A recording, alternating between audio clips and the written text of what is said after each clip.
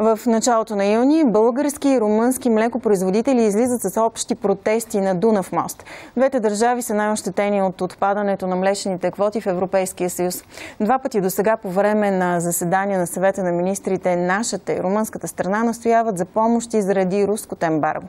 Сега повече по темата ще разберем от Михаил Михайлов, който е изпълнителен директор на Съюза на говедовъдите и вече е гост в нашото студио. Добро утро! Ще се състоят ли наистина тези протести в началото на юни и какво очаквате да постигнете с тях?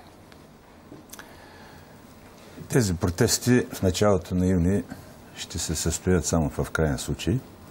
И за да стигнем до тях, аз бих искал да кажа на вашите зрители защо се стигна до кризата в говедовъдството и какво трябва да направим според нас, за да можем да я преодолеем. Причините са няколко. На първо място падането на квотите за мляко. Много от държавите се бяха подготвили за това нещо. Големите млекопроизводители бяха се увеличили броят на животните, съответно чакаха заветната дата 1 април, за да могат да увеличат продукцията си. За съжаление обаче ембаргото, така наречено руско, обърка много тяхните сметки. Втората голяма причина е тази, че точно преди една година цената на млякото на нашите млекопроизводители беше добра, 70-75 стотинки, и въпреки, че тогава по наше искане, Национален съюз на говедовъдите, двама анализатори, различни един от друг, направиха своите анализи. Още в февруари месец миналата година те ни представиха тяхните анализи и там ясно и точно се казваше, че в края на миналата година цената на млякото ще падне до 60 стотинки и ще продължава да пада. Себестойността на продукцията ще се увеличи при всички случаи. Очаква се голяма криза. За съжаление, нито ние, говоря от името на фермерите, нито управляващите обърнахме внимание на тези анализи. За съжаление, ако и вярваме, трябва вече да и вярваме, картинката, която очертава там, е още по-лоша. Значи там се говори за фалит на ферми, които са до 10 крави, не могат да си докарат и толкова пари, колкото са и минималните социални помощи. Тези, които са с 50 животни, трябва да получават минимум 6-7 тона мляко от крава, за да могат при тези цени да бъдат на повърхността. Въобще една такава тежка перспектива. Колко фалити очаквате в сектора? Ами, както знаете, цената на млякото към днескашния ден е изключително ниска, далеко под себестойността, дори се в рамките на 40-60 стотинки таван, докато себестойността от нашите изчисления показва, че в най-добрия случай може да е 63-65 стотинки, което означава, че последните месеци нашите говедовъди работят на загуба. Нямаме фалити още в момента в голям брой. Защо? Защото всяка една ферма, в която отглежда над 50 крави, този фермер, той не само е оставил живота си там, той е инвестирал над 1 милион лева. Но вие току-що предрекохте такива фалити. Казахте, че малките фермери с до 10 животни, такава съдба ги очаква. Въпросът е другите вече традиционните, които са с изградена визия да не фалират, които дават млякото на България. И искам само да кажа няколко неща от митинга, който се проведе онзи ден. Там дойдаха много хора, те дойдаха с болка, дойдаха да кажат мъката си, беше им даден микрофона, при отлична организация се проведе митинга, нямаше никакви ексцесии, никакви напрежения. Имаше една жена, ме впечатли, която казва, че от няколко години не може да седне с мъжа си на масата, защото един е в фермата, другия го сменя и така нататък. Говореше се само за това. Хората мислят за своята съдба. Не говоря за Разбира се, но какво постигнахте с този протест? С този митинг какво постигнахме? Значи първото, което си постигна, това, че се даде гласност, цяла България разбра, че има наистина криза в млечното говедовъдство. Но това сякаш не е новина. Така. Това се знае и от години този проблем. До този път, казвам, ножът е опрял до кокала. Всичко това, този митинг накара тези, които в момента могат да направят решителната стъпка, да се предприемат бързи действия. Вие знаете, във вторник се проведе среща с министър-председателя. Бяха разгледани доста въпроси, които ние ги поставяхме с наше писмо. И най-важното, че много от тях се дадаха отговори. Да. Значи допреди няколко месеца за намаляне ставката на ДДС по отношение на хранителните продукти беше табу. на тази сбирка се реши да се започне разглеждането на този въпрос, анализирането. Дали можем да го направим. Следващото нещо за промяна на българския държавен стандарт.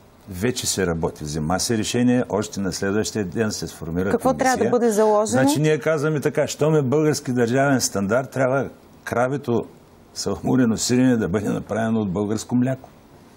Не трябва да бъде направено от вносно мляко. Третото наше предложение става дума за всички млечни продукти, които са необходими, било за резерва, било за всички държавни поръчки да се купуват от наши млекопреработватели, които работят с крави мляко. Вие искате да ви се осигури по един начин сигурен пазар на продукцията, що се отнася до държавните учреждения. Това е едното най-важните неща, да си осигурим пазар на продукцията. Следващият момент, който също се прие и се работи вече по него, това е етикирането на продуктите. Значи ние настояваме на опаковките прясно мляко, пък и други опаковки да бъде записано произведено от българско крави мляко. Оня ден Европейската комисия отхвърли двата доклада, но ние трябва да го постигнем това нещо. Защо в Гърция е направено? Защо в Хърватия е направено? Трябва да бъде направено в България. Давам само един пример. В Гърция 20 дена една от фирмите е забравила да запише това, че продуктът е произведен от гръцко мляко. За 20 дена те са имали спад с 20% на своята продукция. И от тук нататък трябва вече да, не казвам възпитаваме, трябва да искаме нашият народ да купува и да консумира българското. По този начин ще дадем някакъв старт на... Тук обаче възникват няколко въпроса. Първият въпрос е, преборихте ли се като асоциация с ментетата, които се произвеждат от палмово масло, и до каква степен вашата вътрешна регулация между самите производители действа и дава резултати? Защото не може да разчитате само на държавата, на Българската агенция за безопасност на храните. Другия въпрос е каква част от бизнеса е в сивия сектор и какви щети са нанасят на икономиката и в частност на легалните производители. И третия въпрос е в каква степен ви вземат дял от пазара вносните продукти и дали в достатъчна степен вие сте им конкурентни. Така, отговарям веднага. Първо, тази криза води до спад на производството на мляко в България.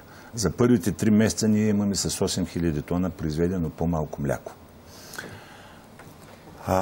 На вашият въпрос за така наречените ментета, преди няколко години ние участвахме с изготвянето на една наредба, която така възпрепятстваше много влагането на тези ментета, да ги кажем. За съжаление, не можахме да я пуснем, което даде своето отражение. Така или иначе, използват се ментета. Това е факт. Какъв дял от пазара вземате? И това... Колко процент от продукцията са ментета с тебешири с палмово масло? Не мога да ви кажа, но близкият пример с маслата, вие много добре се спомняте, че от 14 вида масла, 4 бяха вносни, 10 бяха български. Само едно от тия 10 отговаряше на стандарта, показва, че се използват и ментета. Сега, това е ясно, че се влагат сухи млека, както е разрешено по стандарта. Въпросът е, че ние все още не можем да разберем какви количества мляко се вкарват. Нямаме информация просто. Обезсмислено ли, не е ли обезсмислено. Дочуваме до някъде, че цената е 43 стотинки, което е значително под млякото, което ние произвеждаме. И оттам се получава този срив на нашите млека. Кажете ни за сивата икономика. Така, за сивата икономика, той е много прост отговор. България официално произвежда около 1200 хиляди тона мляко. От тези само 494 са официално регистрирани и са влезли в млекопреработвателните предприятия и за тях са платени данъци и са продадени по нормалният начин. Въпросът ми е, къде са останалите 500 хиляди тона? Смятате ли, къде са, да. Смятате ли вие, че българина пие по 2-3 литра мляко на ден, долу-горе толкова се полагат, да се падат, а тези, които живеят на село, дори остава мляко и да се изкъпат. Значи това мляко отива в сивата икономика. Като мащаб го разбрахте. В този доклад за анализаторите там е написано. Само в сивата икономика отиват някъде около 200-300 милиона. Не го казвам аз. Така са го написани назад. 200-300 милиона лева само от данъци. Така че другият много голям въпрос, по който трябва да се работи. И се връщам пак по отношение на тези вносни суровини. Едно от исканията на митинга онзи ден беше именно това. Проверка и ограничаването на вноса на такава суровина. Дори се не съм чул да се вземе решение, но това ще бъде следващата мярка. Ако не се направи нещо да се укроти тази история, животновъдите няма друг избор, освен да отиват на границата и да не пускат колите, които внасят сурово мляко. Но ние сме в Европейския съюз. Знаете, че има директива за свободното движение на стоки и капитали. Какво ще отговорите на това? Да, има такова нещо, така е, правилно, но всяка страна има по някакъв начин да наложи някакви ограничения. Как може в България да се наложат тези ограничения? Значи, и не смятате ли, че имаме санкции от Европейския съюз? Да, на първо място, което вие преди малко казахте, това са проверките. Значи, Българската агенция по безопасност за храните трябва да се слезе на място, да започне много яки проверки, да даде пълна информация какво влиза, какво излиза. Тук, понеже ме попитахте какъв е дяла на вносните млека, значи преди няколко години беше 18% официално, така като направих една сметка какво е произведено миналата година и какво е влязло в мандрите, отива около 34% легално, че е произведено от вносна суровина. И още две приказки, които изключително много зависи развитието на нашия отрасъл. Казахте Агенцията за безопасност на храните. Трета, четвърта година продължава кризата там. По различни причини. Значи в момента не е направена профилактика на нашите животни. Става дума по отношение на левкозата, по отношение на туберкулизацията. Времето минава, става горещо, става опасно за животните. Не е завършена навсякъде вакцинацията против син език. Най-лошото е там, където са сложили първата вакцина и минава 20-дневния срок. Какво правим, като няма вакцина да реимунизираме животните на 20-я ден? И третия въпрос е там. Ние ще настояваме сега пред новото ръководство, във всички тяхни събрания, всички тяхни събирания да присъстват и фермерите, и хората от Българския ветеринарен съюз. До момента всичко се извършваше тайно, дори ние, нито тези колеги от ветеринарния съюз не знаеха какво става. Дори ние не се даваха да прочетем някои нормативни документи.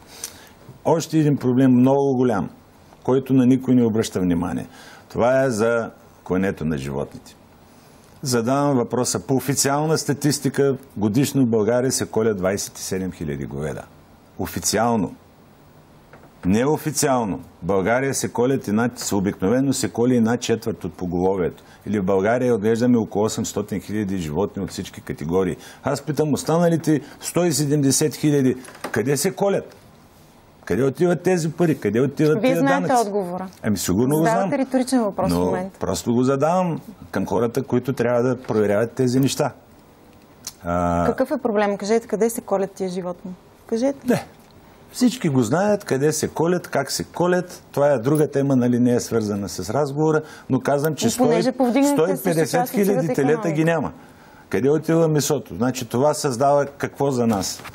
Създава една ниска цена при тая търговия с животни, изкупуват се животни на око, за телета логовени се дават по 1,60, по 1,80, по 2 лева, което също бърка в джоба на фермера. Мисълта ми е, че и това трябва да се регулира едновременно с отношенията по производството на млякото, също така и по отношението търговията с месо. Връщам се в началото на нашия разговор съвсем накратко. Казахте, че протести може и да няма, ако разговорите с Министерството дадат някакъв резултат. Имате ли такава насрочена среща? И какво очаквате да се случи на нея и в каква ситуация бихте започнали тези протести? Така, отговарям ви веднага. По моя наша информация, имаме информация, че тази седмица отново контактната група, която представлява фермерите, ще бъде повикана на среща, дали с премиера, дали с министъра на земеделието, аз не мога да ви кажа, където да се обсъдят останалите въпроси, които касаят развитието на по-скоро съживяването на говедовъдството. Предвидели сме в събота и неделя на Старозагорски минерални бани. Поканили сме всички говедовъди да седнем в една нормална обстановка. Нали, митинга си беше митинг, той си изигра неговата роля. Да се седне в една нормална обстановка, да оценим какво е направено до момента от нашите искания, какво не е направено. Поканили сме наши колеги от Гърция, които да ни разкажат какво правят те, защото аз забравих да кажа, Гърция е единствената държава, която не почувства кризата в млечния сектор. Там цената на млякото от 44-45 цента падна на 42 цента. Това е нищо в сравнение с което става в другите европейски държави. Освен това, те получават по 2,2 цента за литър мляко. Ние ще ги повикаме не само да ни кажат какво става, а и как се борят, защото те са действително борци и успяват да устоят на своите искания. Благодаря ви за този разговор. Ние ще продължаваме да следим ситуацията в млечния сектор и да видим дали наистина ще стигнем до протести, дано да има разбирателство и да постигнете максималното, за да наложите и българската продукция на съответно нашия пазар, което е най-нормалното нещо, което може да се случи. Задължително ги следете, защото загубихме свиневъдството, птицевъдството, овцевъдството миналата година и не остана само говедовъдството. Благодаря ви. Това е Михаил Михайлов, изпълнителен директор на Съюза на говедовъдите. Така се разделяме за този час. Хубав ден с TV+. Останете с нас.